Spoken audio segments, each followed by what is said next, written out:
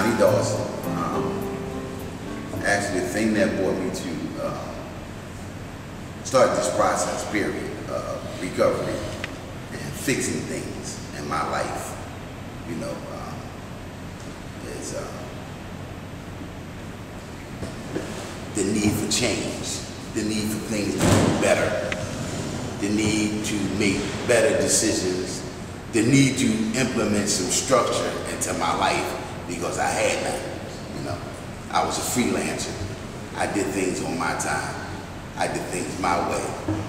Those things worked, but they didn't work. They worked in one way, but they took from me so much in another way, and in such a negative way, that it was time to try to do something different. And, you know, so I started the process with, because I was on drugs. Now I'm an addict, you know, for so long.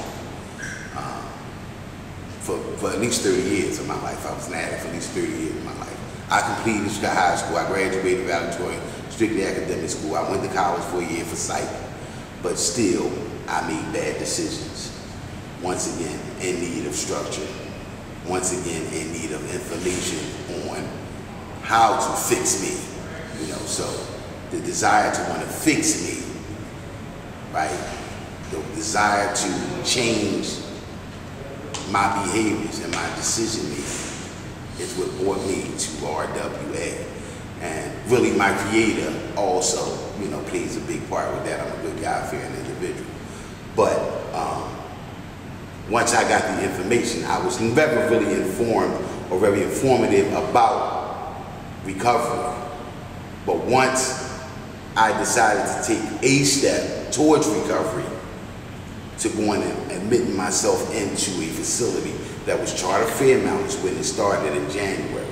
I started the process, which I did 47 days there of recovery, which was basically trying to retrieve the information that was needed to fix me, to become a better person, a better father, a better parent, a better spouse, a better son, and et cetera, you know, and mend some ties that has been broken out there. So I went to Charter Fairmount, and Charter Fairmount started the structure and the information with the classes that they gave there.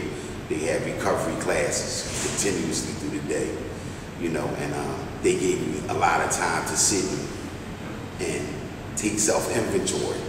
You had a lot of you time to analyze you with no distractions.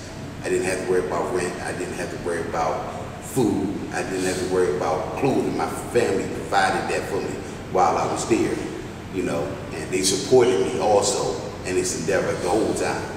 You know, they got my back, my children, from my oldest 2 sons in college to my sisters and brothers.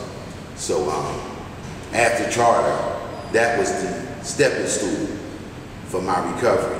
So the more that time that I had to myself to get to know me better and understand what I was dealing with when it came to my decision making, the better things got.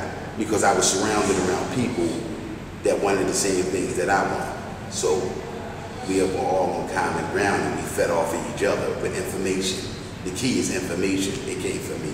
It was information that helped me to excel to the next level. You know, it's levels with this for me. You know, so I'm just trying to, you know, accommodate myself, you know, to achieve the next level of this journey here. So I left Charter Fairmount, and in the process, they was trying to push me, not push me, they were trying to get me up to, what's that facility up there on Southampton? Self-help. This how God works. My Lord knew what I needed better than I knew. I thought, yeah, that's it. Then they wanted me to go to the other one out Bucks County. Bam. They came through, but it was a time frame. Then RWA popped up out of nowhere. My counselor said, oh, what about RWA? And I said, oh man, well, if that's good. I ended up with the chance to come here. I left. I couldn't stay at Charter Fairmount anymore for 47 days. Now I'm doing better with my recovery. I'm doing better with this evaluating and learning me, you know, getting to know me and getting to know the disease that affected me so long. You know, you gotta study that joke. You know, I'm at war. I'm psychological warfare I was with myself. You know what I'm saying? So I had to identify who the fuck I was born with. You dig me? My disease was who I'm born with. You know what I mean? Continuously. So God blessed me to be able to get accepted to RWA, but it was a process. So I had to leave there and go to a facility, a recovery house for 2 weeks that was infested with bed bugs. From the door they said it's bed bugs. I walked in there, it looked like a shack. But once again, God was testing me to see how bad I wanted it. My sister come, you don't have to stay here the first day. You're not doing this? Oh, I got to do this. You know, I got to do this. No, you don't have to stay here, it's all beat up. And I've been in worse predicaments. God is testing me. I stayed for another 2 weeks, 10 days, 2 weeks. Got my interview about 10 days after I was in there with the bed bugs and the foul living and everything. But this was my test to see how bad I wanted to continue this journey I was on. So I stayed. So eventually I come from my first meeting with Stubbs. Boom, it goes well. We spark, we come off record and we speak some more about family and structure and life and this and that and so many different topics. So we had a bond there on the first time we met. So he said, okay, well, give me a week or two and boom, you can come back. I said, if I bring you know what I'm gonna do. So Miss Tulsa decides, listen, they have recovery here on Thursdays. I would advise you to come and show him how important this is to you and come to recovery class. So I come on Thursday to the recovery class, right? Boom, after that, he seen how anxious and ambitious I was. He seen me, he said, listen, come back in, I got you. So I'm here. Now I'm here. And this opportunity that RWA gives you here is it, man. You know, like they don't do the work for you, but they're here to assist you for whatever it is you think you need for you. And the things that I need for me, right? Because in here, you have a self-sufficient program. You have to do the work for you. But they're in place and position, God has put them to assist you with anything that you need help with if you're unsure. You dig what I'm saying? Or if you have a difficulties with it. So this place has become an astronomical asset to me and my recovery. Now, I've worked before in my lifetime, but I'm a drug seller. I was a drug seller, excuse me. You know, I love the lifestyle killed me more so than to get high. So now, I'm here and everything has changed, right? Dramatically.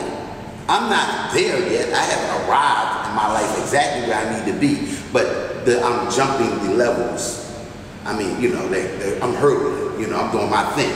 You hear me? Like I'm here now, I'm working from 7:30 to 3:30 in the shelter with RWA, passed the job to us doing maintenance. I'm on security here for RWA part-time through the week periodically. I'm the barber. I'm a barber. I've been a barber for 20 years. And that's implemented. I'm doing that work. I'm on Back on My Feet, which we run Monday, Wednesday, and Friday. So I am working this process.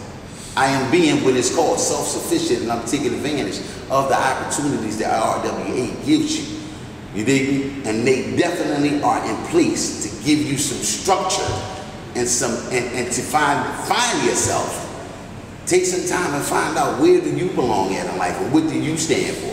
Because God gave you, God is here for you, and you have to be able to identify with you. But you have to be patient enough to sit down and find out where do you fit in life. You dig what I'm saying? Where do you fit in life? And it gives you the opportunity here to find out all the things you need to find out about you. Because see, this thing is about you. You know what I'm saying? So you got to go out there and find out what it is about you. So you can go on. Let me ask you this. What's your goal, after you get out? My goal, when I get out, my process is to work. My goal is to have my own barbershops, a chain of them. But I'm multi-talented when it comes to jobs. I worked in the kitchen doing prep. I did clean outs. I barbered. I was a short order cook. You know what I'm saying? Like, I'm multi-talented when it comes to job skills. But my ultimate goal is to have a chain of barbershops of my own. I'm very excellent with my hands when it comes to cutting hair. All right. And I would love to be a part of what you guys are into, giving back at the end of the day. You know what I mean? You can't keep what you have if you don't give it away.